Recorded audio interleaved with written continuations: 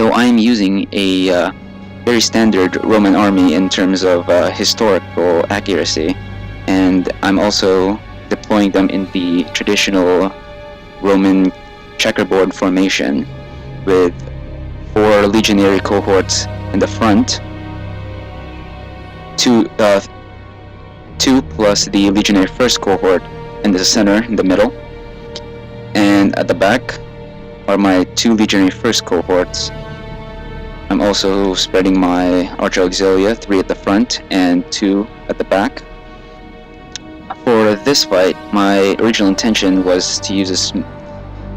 If my predictions are correct, I'm going to be at a great disadvantage in terms of cavalry. My prediction would be at least 6 Praetorian cavalry. So I'm going to hide my legionary cavalry here since I'm already at a disadvantage. So bringing them out is pretty much pointless, and I'm going to have a easier time managing just 1 cavalry. Alright, so the SPQR Romans have spawned, and they consist of 5 centuries of urban cohorts, 1 unit of peasant, 6 units of archer auxilia, 6 Praetorian cavalry, and a complement of 2 Roman cavalry. So my prediction for this battle is it's not too far off, although I did not expect my opponent to bring 2 more Roman cavalry. I'm also slightly outgunned in terms of the archer auxilia, but that it won't be much of a problem for me. Alright, so my opponent divided his army, and his archers swung over to his left side, and thinking that he might be able to outflank me with his archers and hit me from the side. But I shift my formation to face the corner so that my shields are facing the direction of the archers. Unfortunately, this won't really help me much once his urban cohorts begin to move, and as you can see in the background, his Praetorian cav are also starting to outflank me, and his Roman cavalry have already outflanked me. So I'm at a huge cavalry disadvantage, but I am going to use my only advantage that I have to its full potential, and that is in terms of infantry. Now I'm going to turn my formation to the side as his urban cohorts have begun their move, and now my checkerboard formation have turned into an echelon formation, and I'm going to meet my opponent in this manner. My opponent is rushing his urban cohorts while I'm marching, and that means I'm going to be able to stop first and throw my pila first.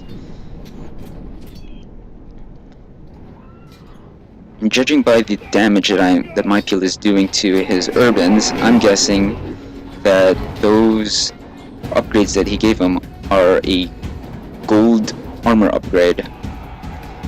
Here I noticed his Praetorian cavalry getting ready for a charge, and so I got my infantry ready, and I met him head on.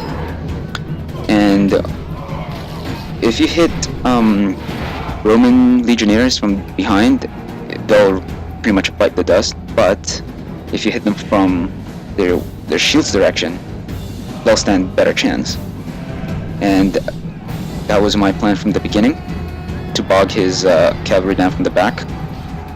And my auxilia also served their purpose and slowed down his Praetorian or his Roman cavalry, while my one lone Praetorian cav managed to free up my left wing. And here you saw that he did a hammer and anvil, but I managed to get my freed up wing in there and envelop, or partially envelop, that particular unit of Roman cavalry. So this only worked because my opponent didn't see my one unit of cavalry as a threat, and because of that, it was able to slip past his forces unscathed. And now, in seeing the damage that my cavalry is doing to his forces, he's actually concentrating archer fire on my general. in the background, I managed to repel the initial cavalry charge, and he's coming in for a second attempt. But that's what I thought, at least. Turns out he's actually running past me, and that was a mistake, because now, while he ran past me, I managed to throw my Pila at them in point-blank range, and that sent one of his cavalry packing. In the meantime, I escaped my general unit through my formation, and that forced his units to go through my legionnaires. So I'm effectively, my strategy is effectively being carried out, and every part of my army is doing what they're supposed to be doing. My only concern right now at this point are his archer auxilia. Yeah, when you charge your cavalry straight head-on onto a legionnaire, that's equal suicide. Because those gigantic shields aren't just for show. And since I was keeping an eye on his cavalry force the whole time, I managed to turn my infantry in time to meet his charge, and I didn't lose a whole lot of legionnaires in that charge of his. And Praetorian Cav have pretty powerful charge. Your general now lies dead because of his foolishness. His men will lose heart. Alright, he finally managed to kill my general after all that time. And was it worth it on my part? I say so.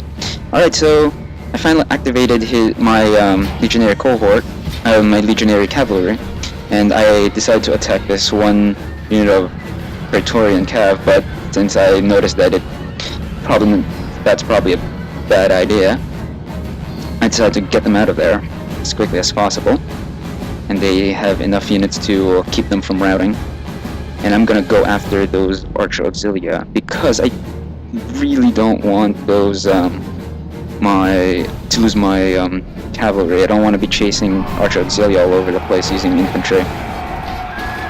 Alright, so I crash right into those units, and his Praetorian Cav came a little too close to my legionnaires, and they got some Pila right in now.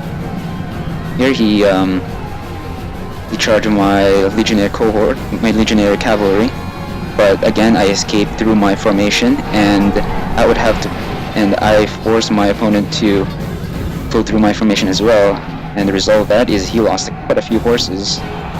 Here he's still chasing him, and I escaped through that group of legionary cohorts, and they slowed down that group of Praetorian cavalry, while I managed to get my horses around and hit that archer auxiliary from the back, and again another archer auxiliary from the side, and this last archer auxiliary here. So when you're being chased like that and you need to escape through your formation, especially since this is the only advantage I have over him, and that's in terms of infantry.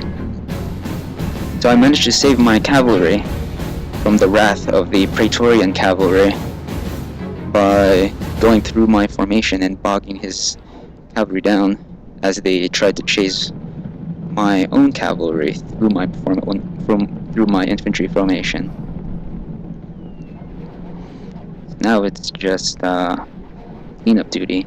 Oh, and looks like my legionnaires still have Pila. Yeah, the key for this kind of army when you're facing urbans is not to get into a Pila contest, because when you go into a Pila contest against urbans and you're using anything other than an urban cohort, things are gonna not go your way. So what I actually did in that first engagement was that instead of throwing my Pila, well, I threw some Pila around, but I didn't stand around and get into a Pila contest, but rather I just charged right in and forget about the Pila.